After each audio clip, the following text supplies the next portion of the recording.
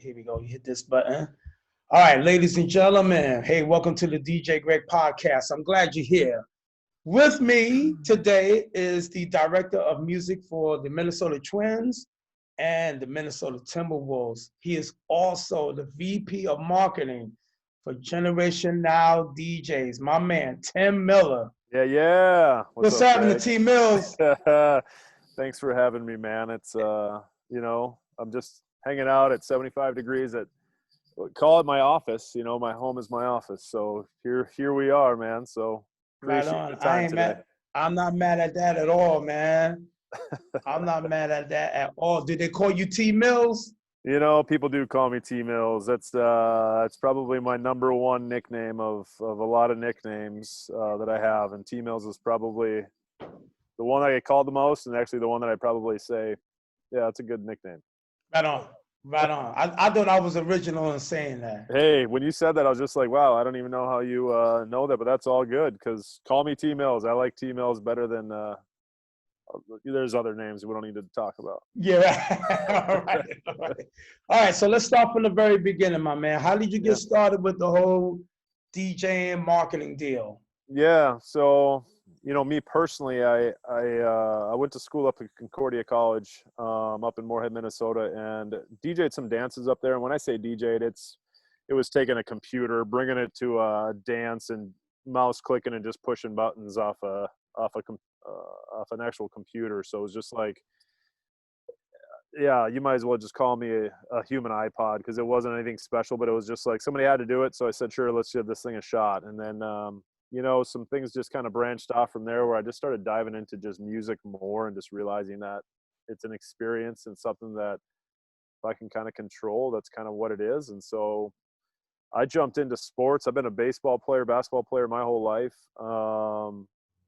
So I played up at school, and after that was done, I got a job with a minor league baseball team, and I was doing a bunch of promotions and marketing and stuff for them. They asked me hey, do you also want to do music during the games? I'm like, sure, let's give it a shot, and started doing that. That season ended, and then I ended up coming back home to the Twin Cities. I'm from Bloomington, Minnesota, and so came back and saw some jobs were open with the Timberwolves, and I had a connection there at the Timberwolves from a family friend, and shout out to Mary. Mary might watch this. You never know. And next thing you know, I get introduced to the game presentation department as an intern. Nothing to do with music at all. Kind of was running the halftime shows, crunch, doing stuff with the dancers, just organizing all the stuff that wasn't the actual game itself was what I was in charge of as an intern. And then they fired their music guy literally as my internship ended. And they say, you have some experience, you want to give it a shot? And now I'm 17 seasons in from there.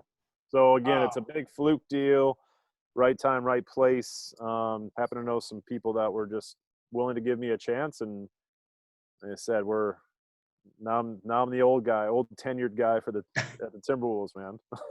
now you the vet. They call you the vet. T-Mill. Yeah, the vet. T-Mill's the vet. I like that. Well, seasoned vet though. Yeah, right. Right. So then it went from, doing all that stuff, and then, DJ Matt Mardigan, who's the owner of Generation Now Entertainment, he became our official DJ, probably 8 or 9 seasons into when I was just the director of music there. And they said, pretty much, let's tandem up and let's actually have like a DJ and a music director work together to bring this experience to the next level. At first, obviously, I was hesitant because I felt like somebody coming to take my job type thing, because I didn't really understand what they were talking about. And funny thing is, I went to high school with DJ Mad Mardigan, Nick, and which is funny because we kind of lost touch through college. Next thing you know, I get introduced at we were at a Kanye West concert at Target Center, and said, hey, I'm going to bring the DJ with us. And he never told me his name, who he was. So I'm sitting there, and all of a sudden he goes, hey, Nick, you want to meet Tim? And I just look at him and I go, pretty sure I know this guy. I went to high school with him. We were buddies, all that stuff, and we just lost touch. And so it brought us back together, and so now Nick's the main official DJ while I do all the stuff that's kind of behind the scenes, where he gets more of the FaceTime on the big screen and cameras in his face, where I'm more of I don't need that stuff. I'm going to just do my thing during the game. So Right. Yeah, because I never, as many games as I've been in there at Target, at a Target Center. I'm like, yo, where's Tim, man? Tim Hmm. is like under the radar, dude. He's just, I'm way up in a different spot. I kind of keep low. I don't need a lot of people around me. Plus, my setup is not even impressive. With just the different computers and different pads and stuff we have up there. There's nothing fun to look at. So it's smart again, and the turntables and all those. The fanciness of that is what's. It's a better look, and his talent level is far none above anything that I could ever do. So I kind of just say, hey, it's your show, man. I'll just kind of hang out in the background. And we got to just talking one day about, I think we just, in between games at some point, we're just kind of talking about full-time jobs and what we were doing. And because this was just a part-time gig for me, I was doing everything from selling home loans to working at Target headquarters downtown. And then it turned into me running golf tournaments all across the United States. So I was kind of like doing this, jumping around, trying to figure out where's my life headed and what do I want to do. And we right, got talking, and it was just kind of like we were going to like 8 to 10 weddings a summer. It seemed like for like 5 years straight when I was with Timberwolves and him as kind of our combo. And I was okay, just like, you know what? We're going to all these weddings, man. And I just feel like they're very just kind of average. There's nothing that just, makes me go, that was an experience like none other. That guy really knew how to, play music that just entranced the crowd and do all this stuff. And so we got to talking, and just kind of randomly came out. He's just like, I've been honestly thinking about starting my own DJ company. And I was like, well, maybe you need a guy like me and we can kind of make this thing work. I don't know. I mean, I know a lot of golf courses because I was in the golf event industry at the time. I said, they have weddings, they have events. Maybe I could chat with all those people and see if we can maybe get in on some things. And so Nick and another DJ from our team, DJ Velvet, Ryan Kalka, those two kind of started it and just said, hey, 2010, let's start Generation Now Entertainment. And our whole idea was, let's bring that kind of the feeling of bringing a nightclub to your event. So whether it's a wedding, corporate event, any type of party, it was just like, why don't we bring that level of DJ to this event, but obviously cater it and customize it to what that client wants and needs for their day. Just something different, because we've never seen that happen a whole lot. We have one-off DJs all over the place that do this all the time. right, Start a company around that concept was brand new to the area. And so things kicked off in 2010, and now we're 10 years later and we're still in a spot where we just feel like we made the right decision, and we've made a splash in the Twin Cities with, I don't want to say in a way, kind of, I guess, interrupting the DJ industry, but in a good way, where we're very welcomed by a lot of the other DJ companies because we're just different. So it doesn't mean that we're trying to replace them. It just means that we're unique and different. You either want us or you don't want us at your event, and that's okay, because maybe that's a better fit for other DJs or companies. So right, that's kind of how everything just started from our side. My kind of history of jumping into sports. I've never been a wedding DJ. I've strictly been revolved around directing sports and how that experience is at a game, which is totally different from being a event, nightclub, wedding DJ side of things. So it kind of works well with our team of just me having that knowledge and experience, and then having our DJs be more of the, hey, you're the performer, you go put on the show. I'm kind of more of the behind the scenes type guy that you might not even know is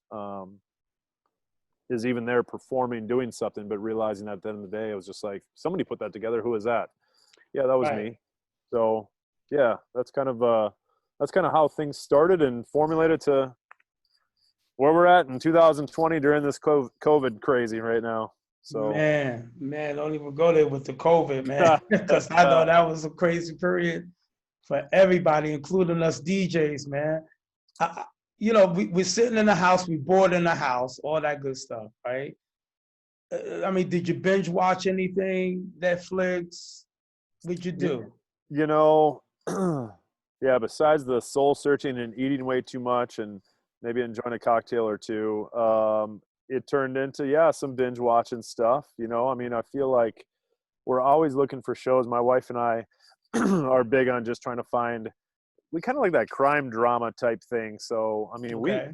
and some of it's not good in a way. I mean, nothing good is watching about the Epstein, documentary. But then again, it's so intriguing where I'm just like, I feel like I just have to know. So I want to learn about it. Right. But stuff like that, crime dramas, I mean, we can throw on Breaking Bad. It's probably one of my all-time greatest shows ever. There's things like that we just kind of said, all right, what do I want to accomplish during this time where it completely slowed down, as you know. I mean, it came to not even just like we kind of see a little dip of what's happening. It was strictly just the brakes just hit, and we just all went, oh man, I just felt like I lost my breath right now, Right. for an extended period of time, which it was tough at first. And again, thank God we had some different things in place in our company, or else I don't know if we'd even be talking today with Mhm. you if it was still like, yeah, we're still a company and doing well, and we still are, which is great, because there's a lot of people that I know in the small business world that had to hang things up, and that's makes me extremely sad to know that they put their life and all those extra hours and everything into something that they want to pursue as their passion, and they had to either close doors or just say, I can't afford to do this if no customers are willing to come in, or whatever their inventory of services were. Yeah. Yeah. So Very sad. But but now are the customers starting to come back for Generation Now? yeah, we're seeing a little bit ramp up back now, especially just with orders of us being able to do certain things outside and inside based on capacity levels, and we've taken our precautions on our end where we have our things in place that say everything, from just to get the mask wearing to obviously the social distancing to how do you come up and do a request for the DJ. Well, it's different now. We're either using apps or we're going to be doing texting services, or the old school way of putting a clipboard out and saying, write it down there, just stay away from me because I can't have you right in my face Yeah. yelling at me while I'm trying to DJ. So, we've done our things to kind of make sure that we're going to take our clients' interest as well as our DJ's interest in the best interest we can to keep everybody safe. And then just realizing that people are having this idea that, you know what, I have a wedding scheduled in September, October, August, and stuff like that. And 3 months ago, I don't think we would have had it, but now they're saying, you know what, I think we can actually make this work. And that's kind of what we're seeing right now is the people that are now until November are still on the, nope, we're still planning on having it. Obviously that a lot can change, as tomorrow, but Mm-hmm. to know that their feelings are, nope, we're still having it, we're going to have things in place is a great feeling, because at first it was postpone, postpone, postpone, postpone, cancel flat out. Right. And that was obviously, as each gig means revenue, each gig means pays for where we host our equipment, to things we advertise on, to whether or not we're a business. So Yeah. um, we had to go through a bunch of different things on our end to figure out how can we make this work without not draining ourselves, our bank account, and trying to provide as much as we could. So we got a good thing in place now, and it also kind of focused a little bit too about on our website. Our website, we launched our new website 3 weeks ago, and that's been something that's been in the works for months. But as you know, once you get busy, you kind of just put some things to the side and be like, I can't work on such a project like that when I'm DJing every single Right. weekend and I'm doing business every week. I don't have time to Mm-hmm. just log into that. So we just relaunched our new website 3 weeks ago, and we love it. But that was a 2-month process for us to really dissect every page to everything we wanted to convey to our target audience about who we are and what we can do for them. So we see some things coming back, but by no means is it the way that we should be in August. Right. But that's okay. We're figuring out how to just level things out to give our clients the best experience that they can. Even though that we probably would have 30 events this month, we might only have 4, and that's okay. We can make that work. Right on. Right on. Yeah. Because speaking of you spoke of capacity before, and we also spoke of capacity at sporting events, such as the Twins Yeah. games before we started. What is it like to go into a stadium, man? There's nobody there. You're trying to create an atmosphere and an experience for people to still enjoy the game while they watch it on their TV sets. That's that was an interesting question, from being a baseball fan that has 44,000 seats at that stadium, is to go from 44,000 to 0 for your home opener. Mhm.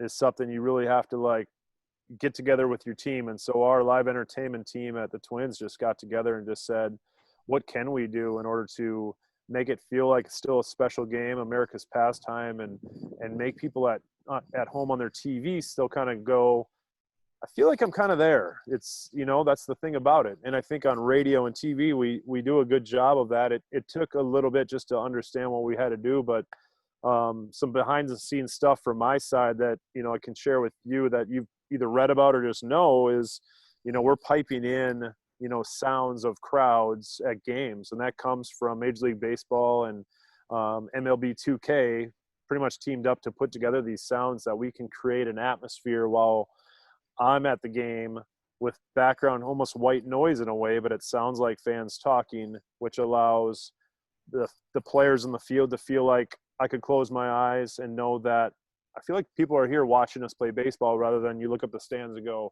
oh man, there's nobody here. And that's a mental side of things too, I think, from a player standpoint, Mhm. that we had to make them feel comfortable to do their job, you know, in such a big place to do their job, but not get in their head too much because they need that noise. They need the interaction. They need the pump up music of hype videos that we play. Their walk up Right. music is much louder than it's ever been because they just want the noise. They want to feel like they have the home field advantage at Target Field. And so a lot of it is players focus this year where it's never been that feeling. It's always about the full guest experience that we give people at Target Field. This year has Right. been all about how can we focus and have that home field advantage for the Minnesota Twins and for these certain players that when they're in the box, the way I kind of describe it to people is when you're in the box, how can you have a set of headphones on in the box and just feel like I'm listening to my own music taking BP right now, but this is a live pitch coming in against a team that I got to try to beat right now. I'm piping in music that I've never piped in before at the game that you can hear on TV and radio right now. If you listen closely in between pitches, there are certain players that say, hey, this is the type of music I'd love in between each pitch just to give me 10 seconds of a track just to go, all right, I'm back. You know, again, Byron Buxton's had Return of the Mac. Mark Morrison is his walk-up music for ever since I've been there, and he's been in the league for what, 4 or 5 years now.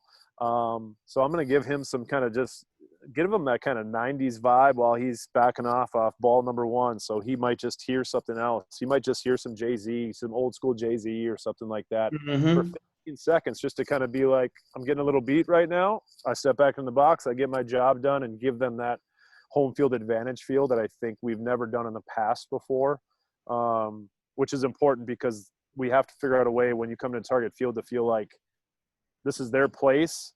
Without fans, it can be very difficult because you're always, you know that your fans are going to be behind us 100%. Now we have to feel like, in a way, we musically run the show to get behind our players and give them that feeling of it does feel like home when I close my eyes, that I feel like I'm at my own Twins game with 30,000 people here.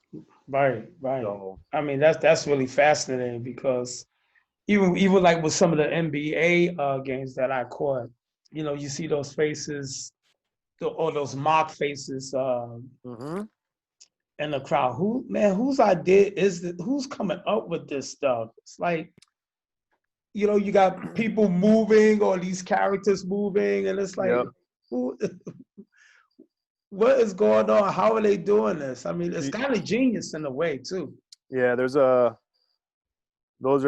people that get paid higher than I do, I think, that come around and sit around a table to think about those ideas. But the cardboard cutouts, I think we saw that at a couple stadiums, and then all of a sudden the Twins said, you know what, we should probably do that. It gives you a feel again that fans are there, even though it's just a figure. It gave us an opportunity to give back to the community, which I think is a huge part because every big head you see on TV that's not behind home plate that are out on first and third base line is people paid money to have that there that goes to the Twins Community Fund. So I think that's also a benefit to having, you know, your nephews on a big head at, you know, third Right. baseline, and you never know if the camera's ever going to pan over there because that's where a foul ball went. But Right. you know, it's an opportunity to feel like they're there, but they're also giving back, which is cool. So between the music, just the big heads that are out there, again, certain videos and things that we play, you know, I did start off because we talk about, again, home field advantage quite a bit. Try to figure out how can we give it to them. And typically for our batting practice, I put on focus to music that our players would like to hear. Again, the newest hip hop, Latin tracks, rock, country. It's a mix of everything. As soon as we are done with batting practice, and for example, tonight the Royals take the field, as I then take that music out and I'll replace it with just kind of, basic music. I don't want to call it bad music. It's more of just like, it's either walk-in type vibes of if you were to come to the stadium and just walk around, kind of see what's going on. It's cool. It's a live DJ mix that one of our guys, Matty Matt, that you interviewed as well. He created a bunch of mixes for us that I'll play while people are just kind of getting a hot dog, finding their seats, and we'll just play that. So it's more of the dumbed down version of we're trying to hype up our players and stuff. And so this year I went into it and said, well, if you want to give us that home field advantage, guess what I should play? And I started putting together this somber, think prom slow dancing ballads type thing that I put together. So I started off with You Raise Me Up by Josh Groban as the first song that the players would hit to. I'll go to then, some slow jam in sync track. Wilson Phillips comes on, and you're just thinking, as you're playing BP as a visitor, you're going, what the heck are you do right now? And if I can make you go like that, I've already done my job, and it makes you get out of your game plan for what's ahead of you. Right. Chick flicks. So we had some of that where it was just kind of like, is this Celine Dion being played? It is Celine Dion being played right now, and you got to hit baseballs, man. You got to hit a ball to that. Yeah. So it got us kind of chuckling a little bit when we can kind of do some of those moments of making them feel like they're rattling our cage right now, and we haven't even started the game, because that's the home field advantage that we were going for. So we did that for a couple of games, and then we've kind of scaled back a little bit, because I think some people were like, yeah, let's bring it back up to a little bit. You don't want Aaron Judge to come at you. You No, don't want you don't want 9-9 to come at you like, yo, man, come on. You don't want to upset that beast of a man. You don't want to at all. He's going to pull one 460 feet and say, here's your Celine Dion. Yeah, so that's that's a little thing of behind the scenes, a little bit of kind of what we do at the stadium, just to kind of just make it fun for people at home and on the radio, honestly, because we've gotten some – it's just nice to get some feedback from certain fans or people in the front office that just say, I just appreciate the work that we're doing, because it's difficult. It's difficult without fans to really give you that full sense of us having a 3-run comeback in the 8th inning. But when you replay it, and I go home, and I'll go home a lot and do research myself just to listen to see how things sound on TV. And I'll watch the replay on Fox Sports North, and I'll know exactly in the 8th inning with 1 out, this is what happened, and I'll listen to it, and you can hear certain things come through. So I think it just tells fans that we're doing our darndest, knowing that there's no extra roar sometimes because of a home run that's being hit, but we can try to make it as normal as possible, especially just during this time when not a lot of things are normal. So yeah. Well, you know what? I mean, you're knocking it out the ballpark, really, because it does sound like a normal game. That was one of the questions one of the biggest things that I had in my mind. I'm like, okay, the sports is coming back. How are they going to bring this back with no people, in the crowd? And it sounds like, when I turn on the game, I see certain faces. Yep. And I hear crowd noise. It's like, this is like being at a game. Yeah. And I'm enjoying that. Yeah. It's a big props to our team at the Twins, because I got my audio guy sits right next to me in the booth, and him and I are working tandem just to make sure that we understand the situations that are coming up. And as I was talking to some people this morning about, it's the first inning, it's strike 1. Yeah, there's a little clap that you hear. Mm-hmm. That's different from the 9th inning, Taylor Rogers coming in to save the game, and he gets strike 1. That's going to be, that much louder. And so we have to take that into consideration when we put that out on the airwaves. For the most part, is that the appropriate level of excitement or somberness when you ground out to short, that is at the same noises fans would make while they're in the stands. Yeah. So it's analytical, man, and that's what we're jumping into these days. Yeah, that's got to be very analytical.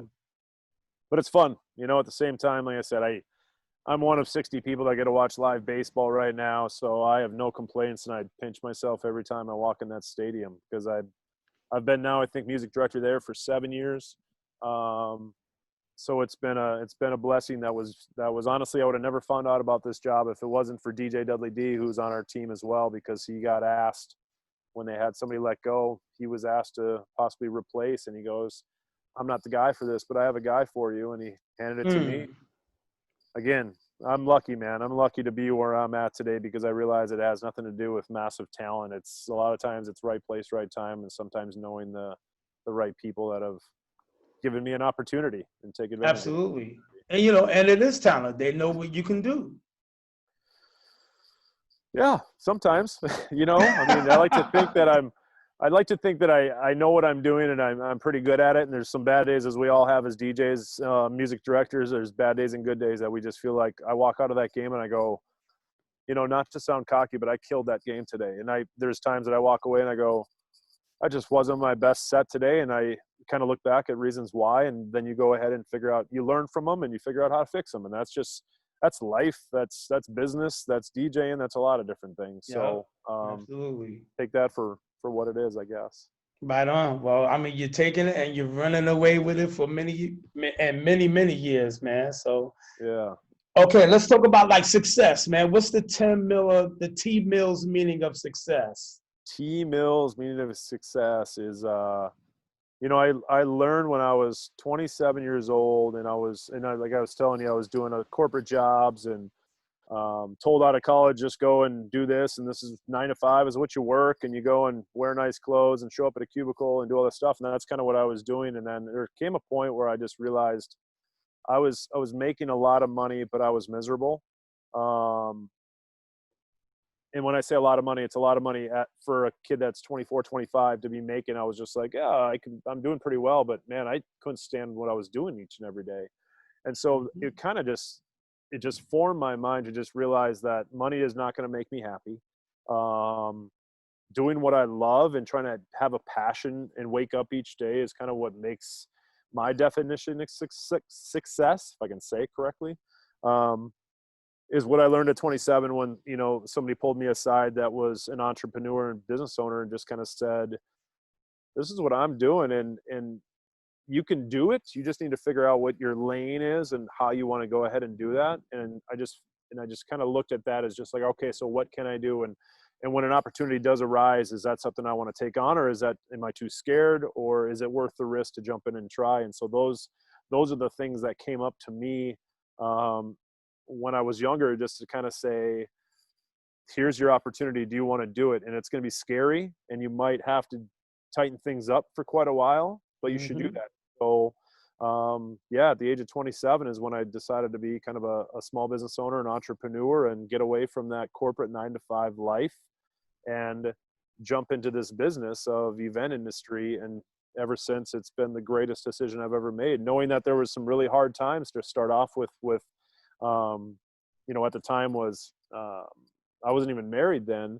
And, you know, my girlfriend at the time was just my wife said, you know, I also want to look at, you know, being a hairstylist, and that means I have to go on my own and do stuff. And yeah, is that a smart move for me to go do? And I think teachings that I've received during that time were just something where you can do it. You got to have a game plan in place, you know, business plan, game plan, whatever it may be. But guess what? You don't get paid if you don't show up to work on these days. You have to stay motivated as a business owner. So guess that's what your motivation level is if you want to make money, or if you want to change the world or do whatever you want to do, you have to put in effort. You got to put in things. But guess what? Only put in effort if you feel like you actually have a passion for it. And so that's where I just kind of always go back to those ways of realizing that I've always wanted to be in the event industry, run golf events, do music. How can I bring that all together in order to make a living and provide for my family, and, you know, family too, with a 4-year-old and a 5-year-old dog and a wife? Like, yeah, we can do this. We can put a roof over our heads and feed and still go out and enjoy certain things in life. But it took a while to get to that spot where you feel comfortable. And by no means is this an easy path, because there's always the times, as you were talking about during COVID, where a lot of things were questioned of me saying, do I need to go back to that 9-to-5 corporate guaranteed salary thing with guaranteed benefits, all this Right. stuff? And you start then going, no, this is just a season. It's going to pass. We're going to figure out how to get through this. And don't go back to that, in a way, miserable part of that life that you don't want to go back to just because you feel like money is going to be the answer to what it is. And so I always tell people and try to give as much life and work advice as I can of just, if you're going to do something, do it well, but also have a passion for it. And so each day when I wake up and I get to have conversations to clients, brides, and grooms about their wedding day, to I got to work a baseball game today, talking about galas and charity and fundraisings, music, sports. I mean, I'm a lucky guy, man. And it took me a while to figure it all out, but I mean, that's where I get my energy and my ability to just get excited, is when I can go and do these things. And it's a lot of times it's for your enjoyment on watching a Twins game on the TV, or if it's for a bride that we're not going to even talk to in 9 months because it's, next July is her wedding. But that excitement for us it's all about other people that we can focus our talents on. So success is a word that you can use in a lot of different ways, but no question, my success has just come from a little bit of grinding, but also just figuring out deep down inside me is just what makes me happy. But also too, I realized really quickly what my passion was. Right on, man. I appreciate that insight, man. You go for it and you make it what it is, like my mom would say, life is what you make it. Yeah. And that's what it is. Yeah. You're going to have trials and tribulations. And I think there are times when you figure out if getting back up is the right move. And I'm not saying that always is the right move to get up back up and go to the exact same thing you just did. But there's times that you do need to get knocked down a peg. And that comes from a lot of different ways. And to figure out, do I want to take on this journey or not? But you'll never know unless you try. So That's right. I heard something a long time ago. It came from Les Brown. He said, live full and die empty. Oof. There's something to be said about that. And I have a little keychain that says die to live on my side, that I carry with me. Just being a faithful man on my side is just realize that when it's all said and done, as I tell people, it all goes back in the box, man. Like I don't get to bring all this stuff with me. So right. Who cares what the stuff is? Because life experience and how you do each day is what's more important than the stuff you buy or the stuff that, you're constantly spending money on or whatever it may be. So try to live a little bit. Yeah, man. Don't buy another controller, all right? Don't don't do that. Sometimes we need to do that. Sometimes you need to. That guy can perform and do all that stuff. But yeah, I mean, geez, talk about oh my goodness. Different. Man, how do they get in touch with you, T Mills? GenerationNowDJs.com is our website. Definitely hit us up on there. There's a contact form. You can learn all about us, the different events that we do, from the sports to galas to parties to nightclubs to everything. So reach us that. Otherwise, Tim@GenerationNowDJs.com is my direct email if anybody has any questions. But yeah, hit our guys up, man. We have a team of 19 people on our team with MCs and hosts. We just have a great team, and it's been a blessing since day one. We've decided to jump in this, and anytime that anybody hits us up for an event, it's honestly just kind of gives you that feel-good pinch of like, they spent the time to email or call us. That's a pretty good feeling, just to be able to have conversations with our clients about what they're looking for and if we can provide that for them. So cool. Well, I want to thank you for jumping on, man. Really appreciate your time. Yeah. Your whole crew, Mardigan, Maddie Matt. Yeah. Man, you guys are wonderful, man. Really appreciate all of y'all. Yeah. Well, I wish you the best of luck, man. And again, we appreciate it. And we just love our DJ community of people like yourself that are doing the thing that we're doing. We're just trying to make a living. We're just trying to have fun. We're trying to make experiences for people. So props to you for, again, just having your own business and rocking it. Absolutely, man. Much appreciated. What we said. Yep. We just love it.